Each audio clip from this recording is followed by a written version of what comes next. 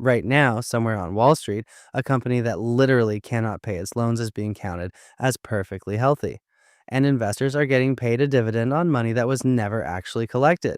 That's not a glitch. It's by design. Let me draw you exactly how.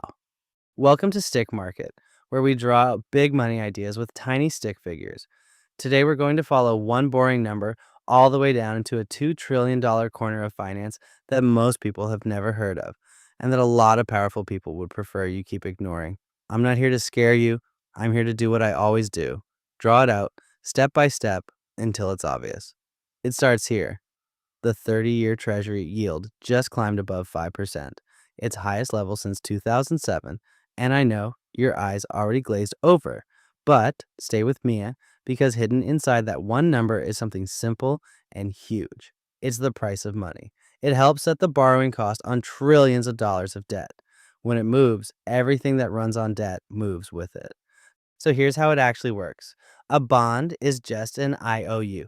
A government or a company wants to borrow money, so it hands you a piece of paper that promises, I'll pay you back a set amount on a set date. You and other buyers bid for that paper, and the price you're willing to pay decides the yield.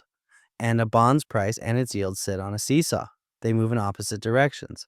If everybody's scrambling to buy the bond, the price gets bid up and the yield falls. If nobody wants it, the price has to drop to tempt a buyer, and the yield rises. Price down, yield up. Price up, yield down. So, when yields are climbing everywhere, it's telling you something. Buyers are demanding a bigger reward before they'll hand over their money. Four things push yields around. One, the Fed, which sets the baseline rate for the whole economy.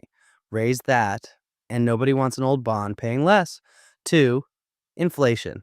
If your dollars will be worth less later, you demand more now. Three, supply. Uncle Sam has been issuing debt in Costco-sized quantities, and at some point the room runs out of eager hands. And four, demand. The big foreign buyers and pension funds who used to show up every auction. If they start doubting America can comfortably carry nearly $40 trillion of debt, they pull back. Fewer buyers, lower prices, higher yields. And different bonds tell you different things. The 2-year mostly says what the market thinks the Fed will do soon. The 10-year is the global benchmark. Almost every other rate gets anchored to it. And the 30-year, that one asks the big question. Do you actually trust the United States for the next 3 decades? So when the long end jumps to levels we haven't seen since before the 2008 crisis, that's a loud signal. But, and this is the twist, the long end isn't even the scary part. The real pain is on the short end, and the Fed's fingerprints are all over it. There's a rate called SOFR. Think of it as the overnight receipt for the entire U.S. financial system. One number published every morning showing what it actually costs to borrow overnight based on real trades. In early 2022, SOFR was basically zero. The Fed started hiking, and by mid-2023, it was above 5%. Free money became expensive money in about 18 months. Now, why does that matter so much? When most of us think about debt, we think fixed rate, like a mortgage.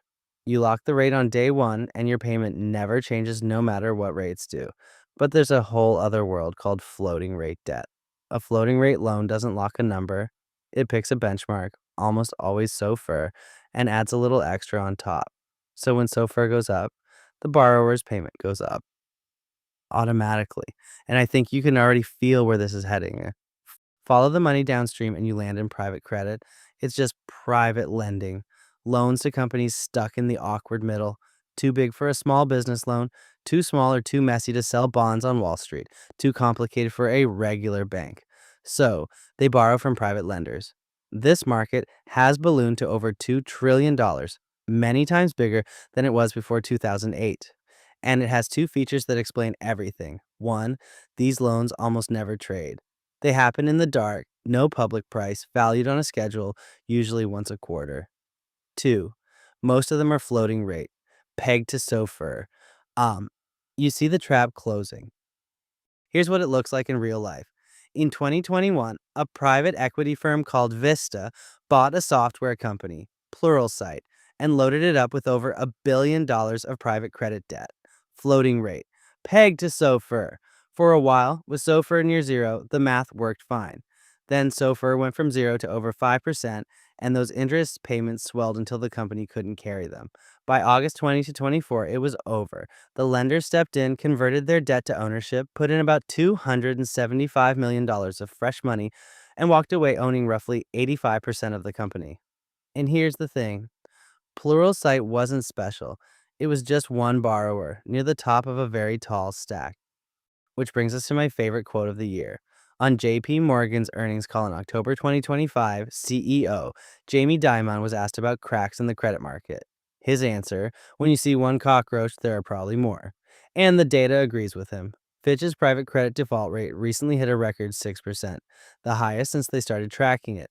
So, defaults are quietly setting records. While much of the industry insists everything is totally fine, both of those things can't be true. So, how do they pull that off? With some of the most creative accounting Wall Street has ever produced. Three tricks. Let me draw each one. Trick number one, the pay in kind feature. Normally, if a borrower can't make a cash interest payment, that's a default. The alarm bell that lets lenders force a restructuring and everyone sees the damage. But with pay in kind, when the borrower can't pay, the loan just flips. The unpaid interest gets bolted onto the balance owed, and technically no payment was missed. On paper, nothing defaulted. The loan still counts as performing. In plain terms, it's paying your credit card bill with another credit card and calling yourself debt free. Trick number two makes it worse. A big chunk of this market runs through funds called BDCs, business development companies. To keep a sweet tax deal, a BDC is legally required to pay out at least 90% of its income to investors. But remember pay in kind? That unpaid interest, the cash nobody actually handed over, gets reported as income. So the fund books income it never collected and is then required to mail out a dividend on it. Picture a business handing out paychecks for money that never arrived in the door. The sicker the borrower gets, the more income the fund reports, the bigger the check it has to send. That's not a typo. That's the structure. Trick number three is about price. Since these loans don't trade, there's no market telling you what they're worth. So they get filed under the most subjective category in all of accounting, level 3, meaning the value comes from the fund's own internal model, not from any real buyer. Once a quarter, the fund essentially grades its own homework. And a few of them have quietly started marking some loans down hard, which tells you the models are finally bumping into reality. And here's why this gets urgent. Most of this cheap near zero era debt doesn't last forever. It has to be refinanced. There's a wall of these loans coming due between 2026 and 2029. And when near zero debt has to roll over at today's 5% plus rates, someone has to absorb the difference. You can hide a loss on an accounting line.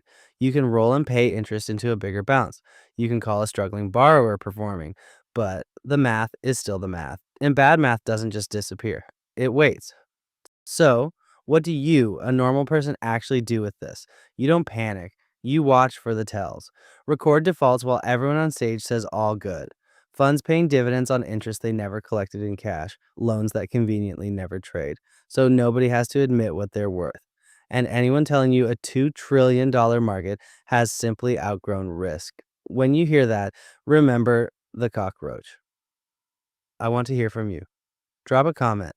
Do you think we're early in this story or already too late? I read every single comment, and I have links in the channel description below called Drawn to Wealth, the Stick Budget System, and a discounted bundle price for both tools in the description below. Remember, the most dangerous risks are the ones dressed up to look boring. Stay curious, check the math, and don't trust a number just because someone in Invest says it's fine. Subscribe to Stick Market and draw your own path to financial freedom, one line at a time.